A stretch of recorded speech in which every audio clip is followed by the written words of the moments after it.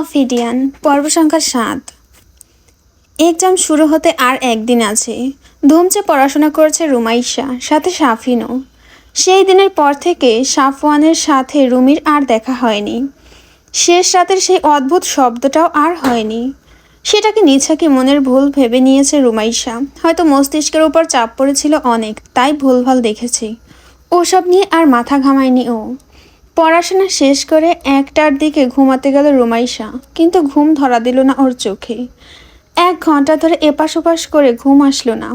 রুমাইশার মনে পড়ল সন্ধ্যাবেলায় ১ কাপ কড়া করে কফি খেয়েছে ও। আজ আর ঘুম হবে না, কফিটা সকালে খাওয়া উচিত ছিল। ঘুম না আসায় অজ্ঞতা ফোন চাপাচাপি করতে লাগলো ও। কিছুক্ষণ পর হঠাৎ করেই পায়ের আওয়াজ শুনতে পেল রুমাইশা। খালি পায়ে কেউ ছাদের সিঁড়ি বেয়ে নিচে নামছে। শব্দটা তীক্ষ্ণ না হলেও চারিদিক নিস্তব্ধ থাকায় শব্দটা স্পষ্ট শুনতে পাচ্ছে রুমাইশা। নিশ্চয়ই সাফওয়ান ভাইয়া। আজ হয়তোবা আবার ঠান্ডা পানি আর আইসক্রিমের ক্রেভিং জেগেছে ওনার। এইসব ভেবে নিয়ে আবারও ফোন চাপার মনোযোগ দিল রুমাইশা। পরক্ষণই মাথায় চাপল অন্য বুদ্ধি। সাফওয়ান ভাইয়ের চেহারা দেখেনি ও, ইভেন ফুপ্পি বা সাফিনও না। কারোর সামনেই আসে না তিনি। রুমাইশা তড়াক করে শোয়া থেকে উঠে বসল বিছানায়। আজ ও সাফওয়ানের চেহারা দেখবে, যেভাবেই হোক।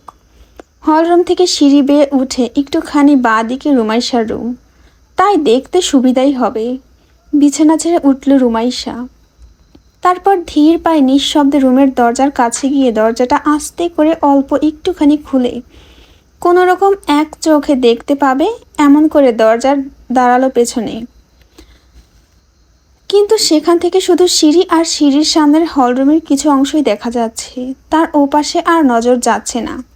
হলরুমে আলো বেশি নেই। একটা হলুদ রঙের টিমটিমে লাইট জ্বালানো রুনিয়া আর ইশতিয়াক আহমেদের রুমের দরজার কিছুটা উপরে, যদিও সেই আলো রান্নাঘর অবধি খুব কম পরিমাণেই পৌঁছাচ্ছে। সাফওয়ান ততক্ষণে সিঁড়ি বেয়ে নিচের কিচেনের দিকে এগোলো।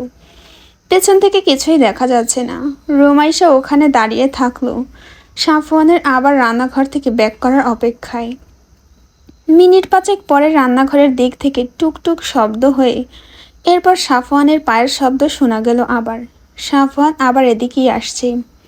এক্সাইটমেন্ট রুমাইশার বুকের ভেতর ধ্রিম ধ্রিম শব্দ হচ্ছে। আশ্চর্য লাগলো তার। সে কিনা একটা ছেলের চেহারা দেখার জন্য রাতের ৩টা বাজে দরজার পেছনে লুকিয়ে আছে। খুব অদ্ভুত কর্মকাণ্ড।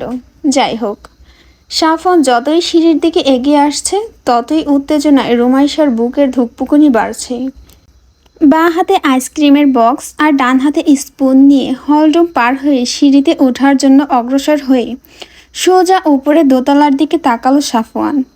আর তখনই সাফওয়ানকে দেখে নিঃশ্বাস বন্ধ হওয়ার উপক্রম হলো রুমাইশার। সাফওয়ান আজ আর চোখে কোনো গগলস পরেনি। আর সেই গগলসের আড়ালে থাকা চোখ জোড়া দেখে আঁতকে উঠল রুমাইশা। নিজের অজান্তে বিড়বিড় করে শুধু বলল, সাফওয়ানের চোখ, সাফওয়ান ভাইয়ের চোখ এমন কেন? শিকারি চোখের কোটরে ঈষৎ সবুজ ঈষৎ ধূসর রাঙা মণি দুটা নিশাচর হিংস্র মাংসাশী প্রাণীদের মতো জলজল করে অন্ধকারের ভেতর দুটি ছড়াচ্ছে। মুখের অভিব্যক্তিতে মনে হচ্ছে এক্ষুনি হিংস্র জানোয়ারের মতো নিজের ক্ষুধা মেটাতে কারোর ওপর ঝাঁপিয়ে পড়বে, তার গলায় কামড় বসিয়ে গলার নল খুলে ফেলবে। ভয়ে গলা শুকিয়ে কাঠ হয়ে গেল রুমাইশার। বুকে যে ঠিপ ঠিপ এতক্ষণ এক্সাইটমেন্টের কারণে হচ্ছিল, তা এখন রূপ নিল ভয়ে। কিন্তু এরপর সাফওয়ানের গলা, ঘাড় ও বুকের চামড়ার দিকে চোখ গেল রুমাইশার। আঁতকে উঠল আবারও। সাফওয়ান ভাইয়ের চামড়ার সাথে লেগে থাকা ওগুলো কি? ধীর পায়ে উপরে উঠছে সাফওয়ান। গায়ে ওর শুধুমাত্র একটা আন্ডার শার্ট। শরীরের বেশ কিছু নির্দিষ্ট অংশের ওর মানব শরীরের চামড়ার পরিবর্তে সাপের শরীরের স্কেলি আবরণের মতো ধূসর সবুজ বর্ণের চকচকা স্কিন, যার ওপর ড্রিম লাইটের মৃদু আলো পড়ে ঝিকিমিকি করছে। কথা বলতেই যেন ভুলে গেল রুমাইশা। সাফওয়ানের শরীরের উপর পড়া আলো প্রতিফলিত হয়ে এসে ওর চোখে পড়ল কয়েক সেকেন্ডের জন্য। রুমাইশা বুঝে উঠতে পারছে যে সাফওয়ানের সাথে আসলে কি হয়েছে, ওর এই অবস্থা কেন। কিন্তু পরক্ষণে সাফওয়ান সিঁড়ি বেয়ে আরেকটু কাছাকাছি আসতে রুমাইশা যা দেখল তাতে ওর শিরদাঁড়া ঠান্ডা হয়ে গেল। সিঁড়ি বেয়ে উঠতে উঠতে স্পুনে লেগে থাকা আইসক্রিম চেটে খাওয়ার জন্য মুখটা খুলল সাফওয়ান। আর এরপর মুখ হাঁ করতে সাফওয়ানের কুচকুচে কালো মুখ গহ্বরের ভেতর ক্যানাইন দাঁতের জায়গা রুমাইশা দেখতে পেল। দুইটা ঝকঝকা সাদা তীক্ষ্ণ ধারালো লম্বা আর সরু দাঁত। আর তারপরে মুখ থেকে বের হয়ে এলো প্রায় 7 ইঞ্চি দৈর্ঘ্যের কালো লকলকে আগা থেকে দ্বিখণ্ডিত একটা জিহ্বা। আর সেই জিহ্বা দিয়ে আইসক্রিমের স্পুনটি লোহন করল সাফওয়ান। ভয়ে উত্তেজনায় রুমাইশার মুখ থেকে আওয়াজ নির্গত হতে যাচ্ছিল। দ্রুত মুখের ওপর হাত চাপা দিয়ে বহু কষ্টে সে আওয়াজটা দমন করল রুমাইশা। সাফওয়ান ততক্ষণে রুমাইশার কামরা পার হয়ে ছাদে যাওয়ার সিঁড়িতে উঠে গিয়েছে। আর এরপর ধীরে ধীরে সাফওয়ানের পায়ের শব্দ মিলিয়ে যেতে হাঁপ ছেড়ে বাঁচল ও। দ্রুত গতিতে কামরার দরজাটা বন্ধ করে হাঁপাতে হাঁপাতে বিছানায় গিয়ে বসল রুমাইশা। চোখ দুটো বিস্ফোরিত। এটা কি দেখলো সে? এটা সাফওয়ান, ওর সাফওয়ান ভাইয়া। নিজের চোখকে যেন বিশ্বাস করতে পারছে না রুমাইশা। অসংলগ্নভাবে হাত দিয়ে নিজের চোখে মুখে হাতড়াতে লাগলো ও। না, এটা স্বপ্ন না, সত্যি সত্যি সত্যি সাফওয়ান ভাইয়া এমনই। তাহলে তাহলে ছোটবেলায় ওকে যে কামড় দিয়েছিল ভাইয়া, ওই কামড়ের জন্য তবে এই অসুস্থতা হয়ে গিয়েছিল ও। ওই দাঁত দুটা কি তবে বিষ দাঁত? তবে কি সাফওয়ান ভাইয়া এর জন্যই কারোর সামনে আসে না? আর এটা ফুপ্পি, ফুপ্পা, মা, বাবা, রাফসান ভাইয়া সবাই জানে, সবাই। শুধু ও আর সাফিন জানে না। সিরিয়াসলি? এত বড় একটা সত্য কথা কিভাবে ওরা লুকিয়ে রাখলো? কিভাবে পারলো? সাফওয়ান ভাইয়ার হঠাৎ করেই কাউকে না জানিয়ে সিঙ্গাপুর চলে যাওয়ার কি তাহলে এটাই কারণ? কিন্তু সাফওয়ান ভাইয়া এরকম হলো কি করে? ছোটবেলায় তো ঠিকই ছিল, তাহলে হলো কি? ভাইয়া এরকম বদলে গেল কেন? ভাইয়ার এই হাল কিভাবে করলো? কে করলো? প্রশ্নে জর্জরিত হয়ে গেল রুমাইশার মন মস্তিষ্ক। মাথাটা ঘুরছে ওর। এত সব কিছু ও নিতে পারছে না, মাথা কাজ করছে না ওর। চোখে মুখে ভয় আর বিস্ময় নিয়ে বিছানায় পিঠ ঠেকালো ও। সে রাতে আর ঘুম আসলো না রুমাইশার। সমস্ত রাত সাফওয়ানের সেই ভয়ঙ্কর চেহারাটাই চোখের সামনে ভাসতে থাকলো সারাক্ষণ। সকালবেলা ফোলা ফোলা চোখ মুখ নিয়ে নাস্তার টেবিলে এসে চেয়ার টেনে বসলো রুমাইশা। সাফিন এলো তার কিছুক্ষণ পর। সে নিজেও একটা চেয়ার টেনে বসে রুমাইশার দিকে তাকিয়ে দেখল। রুমের ফোলা ফোলা চোখ মুখ দেখে সাফিন উদ্বিগ্ন স্বরে জিজ্ঞেস করলো, কি ব্যাপার আপু? তোমার চোখ মুখ এমন ফোলা ফোলা লাগছে কেন? রাতে ঘুমাওনি ঠিকঠাক? রুমাইশা উদাস গলায় উত্তর দিল, না রে, তেমন কিছু না, এমনিতেই ফোলা ফোলা লাগছে। রুমাইশার গলা শুনে সাফিন বুঝলো কিছু একটা গন্ডগোল আছে, কিন্তু আর ঘাটালো না ওকে। সাফিন নাস্তা শেষ করে উঠে চলে গেল। রুমাইশা তখনও বসে রইল টেবিলে। রনিয়া কিচেন থেকে হন্তদন্ত হয়ে নাস্তার প্লেট নিয়ে সাফওয়ানকে দিতে যাচ্ছিল ছাদে। রুমাইশাকে বসা দেখে অনুরোধের সুরে বলল, রুমি মা, সাফওয়ানকে এটা একটু দিয়ে আয় তো। চুলার ওপর তরকারি আছে, পুড়ে যাবে দেরি হলে। তার ওপর আবার তোর ফুপ্পা অফিসে যাবে, তাকে দুপুরের খাবার করে দিতে হবে। সাফওয়ানের কাছে যাওয়ার কথা শুনতেই গলা শুকিয়ে গেল রুমাইশার। সাথে সাথে কাল রাতের দেখা সেই দৃশ্যের কথা মনে পড়ে গেল ওর। চোখ মুখ হঠাৎ করেই ফ্যাকাশে হয়ে গেল। রুনিয়াকে একবার বলতে চাইল যে আমি রান্নাঘরে যাচ্ছি, তুমি না হয় ভাইয়াকে খাবার দিয়ে আসো। কিন্তু ফুপ্পি যদি সেটাকে বেয়াদবি হিসেবে নেয় বা ওকে সন্দেহ করে, তাই আর কিছু বলল না রুনিয়াকে। ঠিক আছে দাও, আমি দিয়ে আসছি বলে চেয়ার ছেড়ে উঠে রুনিয়ার হাত থেকে নাস্তার ট্রেটা নিয়ে সিঁড়ির দিকে এগোলো ও। রুনিয়া পেছন থেকে বললেন, নাস্তাটা ওর রুমে দিতে হবে না, রুমের বাহিরে যে টি টেবিল রাখা আছে তার উপর রাখিস, আর ওকে বলে আসিস বাইরে থেকে যে নাস্তা দিয়েছিস। রুমাইশা মাথা নাড়িয়ে সম্মতি জানালো। তারপর ধীর পায়ে দোতলা পার হয়ে উঠে গেল ছাদের সিঁড়িতে। প্রতিটা কদম এগোনোর সাথে সাথে রুমাইশার ভয় বাড়ছে। বুকের ভেতর দিরিম দিরিম করছে ওর। যদিও এখন দিন, তারপরও রুমাইশার সারা শরীর ঠান্ডা হয়ে যাচ্ছে ভয়ে। ছাদে পৌঁছানোর পর রুমাইশার হাত অস্বাভাবিকভাবে থরথর করে কাঁপতে লাগলো। কাঁপুনির চোটে ট্রের উপরে থাকা পানি ভর্তি গ্লাস থেকে ছলকে একটুখানি পানি পড়ল বাইরে। রুমাইশা নিজেকে স্বাভাবিক রাখার প্রাণপণ চেষ্টা করতে লাগলো, কিন্তু পারল না। দ্রুত পায়ে এগিয়ে এসে টি টেবিলের ওপর নাস্তার ট্রেটা রেখে কোনোরকম বলে উঠল, সাফওয়ান ভাইয়া, আপনার নাস্তা। কিন্তু সেটা বলতে গিয়েও গলা কেঁপে উঠল রুমাইশার। কথাটা বলে সেখান থেকে এক প্রকার ছুটে পালিয়ে গেল ও। সাফওয়ান এতক্ষণ কামরার ভেতর থেকে জানালার থাই গ্লাসের ওপাশ থেকে রুমাইশাকে দেখছিল। রুনিয়াকে সে কতবার করে বলেছে যে সে ছাড়া যেন অন্য কেউ তাকে নাস্তা দিতে না আসে। তারপরও তার মা রুমাইশাকে পাঠালো। মনে মনে ভীষণ ক্ষিপ্ত হলো সাফওয়ান মায়ের ওপর। কিন্তু রুমাইশার আচরণ তার কাছে কেমন যেন অস্বাভাবিক ঠেকল। রুমাইশার এইভাবে হাত পা কাঁপা, চোখে মুখের অস্বাভাবিকতা আর কথা বলতে গিয়ে জড়তা সবই লক্ষ্য করেছে সাফওয়ান। কিন্তু সেটা নিয়ে বেশি মাথা ঘামালো না ও, আবার নিজের কাজে মন দিল। রুমাইশা ছুটে চলে গেল নিজের কামরায়। চারিপাশের সব কিছু স্বাভাবিক থাকলেও রুমাইশা আর স্বাভাবিক থাকতে পারল না, বলতে পারল না ওর সেদিনের দেখা দৃশ্যটা। পরদিন এক্সাম শেষ করে সন্ধ্যায় ফিরল রুমাইশা। ক্লান্ত শরীর নিয়ে নিজের রুমে গেল। গতকাল থেকে কারোর সাথে ঠিকভাবে কথা বলছে না ও। ব্যাপারটাকে লক্ষ্য না করলেও সাফিন করেছে। রাতের বেলায় রুনিয়া যখন ঘুমাতে যাবে তখন সাফিন রুনিয়াকে গিয়ে বলল যে রুমাইশার অনেক মন খারাপ, হয়তো সে কারোর সাথে ঠিকভাবে কথা বলছে না। যদিও সাফিন অনেকবার জিজ্ঞেস করেছে রুমাইশাকে কোনো কিছু হয়েছে কিনা, কিন্তু আশানুরূপ উত্তর পায়নি কোনোই। রুনিয়া সাফিনকে অভয় দিয়ে বললেন, ঠিক আছে, কাল সকালে আমি ওর সাথে কথা বলবো, তুই চিন্তা করিস না। সাফিনও মায়ের কথায় আশ্বস্ত হয়ে নিজের রুমে গেল।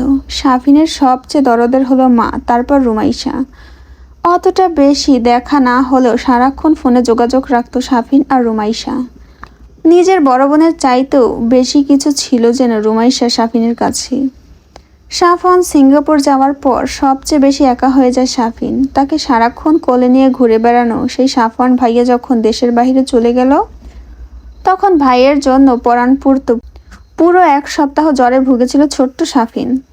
তখন এই বড় বোনের মতো রুমি আপু তাকে সঙ্গ দেওয়ার জন্য সারাক্ষণ ফোনে যোগাযোগ রাখতো আর তার সাথে কথা বলতো কাউকে না জানিয়েই। তার সেই রুমি আপুকে এভাবে মন খারাপ দেখতে তার মোটেও ভালো লাগছে না। রুনিয়াও ব্যাপারটা নিয়ে চিন্তিত। এটা নিয়ে ইশতিয়াক আহমেদের সাথেও কিছুক্ষণ কথা বললেন। ইশতিয়াক আহমেদ বলেন, হয়তো বাড়ি থেকে দূরে আছে, এতদিন থাকার অভ্যাস না, এই জন্য মন খারাপ করছে। শামসুল আর আয়েশাকে বলো এসে দুদিন থেকে যেতে। রুমির এক্সাম তো সবেমাত্র শুরু হয়েছে, বাড়িতে আর যেতে পারবে না। আর রুমিকেও বলো ও যদি গিয়ে দুদিন থেকে আসতে চায় তাহলে আসুক। রুনিয়াও শামসুলের সাথে সায় মিলিয়ে বললেন, হ্যাঁ তাহলে তাই আসুক। নেক্সট এক্সামের আগে 5 দিন বন্ধ আছে ওর, 2 দিন গিয়ে বাড়ি থেকে ঘুরে আসুক। রাতে রুনিয়া শামসুলের কাছে ফোন দিয়ে আগামীকাল আসতে বললেন আয়েশা খানমকে নিয়ে। ক্লান্তির কারণে আজ রুমাইশাও সকাল সকাল শুয়ে পড়েছে। এমনিতেই সাফওয়ান ভাইয়ার ওই সমস্ত ব্যাপার নিয়ে অনেক প্রেসারে ছিল ও, তার উপর আবার 4 ঘন্টা এক্সাম। বিছানায় যাওয়ার আধা ঘন্টার ভেতরে ঘুমিয়ে পড়ল রুমাইশা। পরদিন সকালে শামসুল আর আয়েশা এসে রুমাইশাকে নিয়ে গেল বাড়িতে। যদিও 2 দিন থাকলো না রুমাইশা, যাওয়ার পর দিনই চলে আসলো। এসে পরবর্তী এক্সামের জন্য প্রিপারেশন নিতে লাগলো। তবে বাড়ি থেকে ফিরে এসেও মন খারাপ কাটলো না রুমাইশার। আগের মতোই নির্জীব হয়ে রইল, কারোর সাথে ঠিকভাবে কথা বলল না। সাফিন কয়েকবার ওকে চিয়ার আপ করতে গেলেও ব্যর্থ হলো। উল্টো রুমাইশা সাফিনকে বলল, বিরক্ত করিস না, নেক্সট এক্সামটা অনেক হার্ডই, পড়তে বস গিয়ে। সাফিন বেচারা আর কি করবে, রুমাইশাকেও নিজের মতোই থাকতে দিল। কিন্তু পরক্ষণে কিছু একটা ভাবলো, মাকে দিয়ে তো কোনো কাজ হলো না, ভাইয়াকে বলে দেখবো। ভাইয়া নিশ্চয়ই কোনো না কোনোভাবে আপুর মন খারাপের কারণ জেনে ফেলবে। যেই ভাবা সেই কাজ। সাফওয়ানের ফোন দিল সাফিন। সশরীরে তো আর তার নিকট পৌঁছানো সম্ভব না, সে সাহস সাফিনের নেই। 2 বার রিং হওয়ার পর সাফওয়ান কল রিসিভ করলো আর তারপর সাফিনকে কোনো কিছু বলার সুযোগ না দিয়ে ভারী কি কণ্ঠে বলে উঠল, সিরিয়াস কোনো কথা হলে বল, না হলে বিরক্ত করিস না। মনে মনে খুব রাগ হলো সাফিনের। সেই ছোট বলে কি সবাই বিরক্ত ভাবে নাকি তাকে, সে কি বাচ্চা? কিন্তু আপাতত রাগারাগি পাশে রেখে বলল, তোমার কাছে সিরিয়াস কিনা জানি না, তবে আমার কাছে বিষয়টা বেশ সিরিয়াস। সাফওয়ান তার কঠিনতা বজায় রেখে জিজ্ঞেস করলো, টাইটেল? রুমি আপু। সাফওয়ান ল্যাপটপে একটা আর্টিকেল লিখছিল। রুমি নামটা শুনতেই লেখা থামিয়ে দিল। তারপর আগের মতো করে জিজ্ঞেস করলো, বল কী ব্যাপার। শাফিন এক নাগাড়ে বলতে শুরু করলো, রুমি আপু বিগত কয়েকদিন ধরে কেমন যেন মন খারাপ করে আছে। আগের মতো হাসছে না, কথাও বলছে না, সব সময় একটা উদাসী উদাসী ভাব থাকে। আমি জিজ্ঞেস করেছি আপুকে কয়েকবার, কিন্তু আপু কিছুই বলেনি। পরে আম্মুকে বললাম আপুর মন খারাপের বিষয়টা তদন্ত করে দেখতে, কিন্তু আম্মু কি করলো, ওকে বাড়ি পাঠিয়ে দিল। রুমাইশা বাড়ি চলে গিয়েছে শুনে শাফিনের কথা বলা থামিয়ে দিয়ে জিজ্ঞেস করলো, রিমু বাড়ি চলে গিয়েছে? গেছিল, আবার আসছে আজকে কালকে।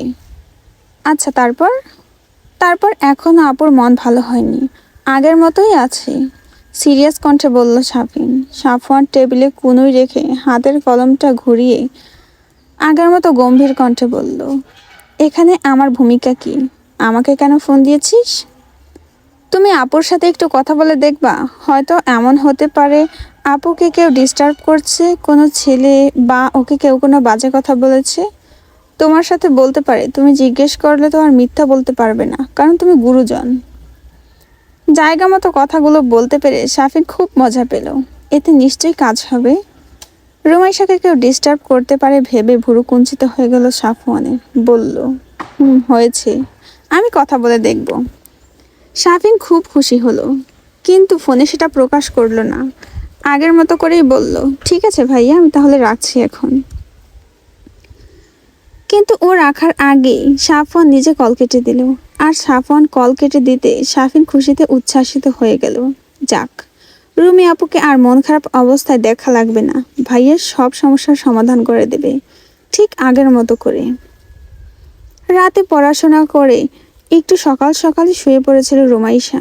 শরীর মন কোনোটাই ভালো নেই, কিছুতেই যেন শান্তি পাচ্ছে না ও। ঘুমও হচ্ছে না ঠিকঠাক। নকশাদার পালঙ্কের বেগুনি নীল মিশালের ফুলের বিছানার উপরে চিত হয়ে পা দুটোর ডান পাশ করে বিছানার গায়ে রেখে সিলিংয়ের দিকে তাকিয়ে আছে রুমাইশা। কি যেন একটা অশান্তি তাড়া করে চলছে ওকে, কিছুতেই স্বাভাবিক হতে পারছে না। বিগত কিছুদিনের কথা ভাবতে ভাবতে দীর্ঘশ্বাস ফেলল রুমাইশা। এই অশান্তির কথা ও কাউকে বলতেও পারছে না আর সইতেও পারছে না। চোখ ফেটে পানি আসতে চাইল ওর। এমন সময় দরজায় নক পড়ল।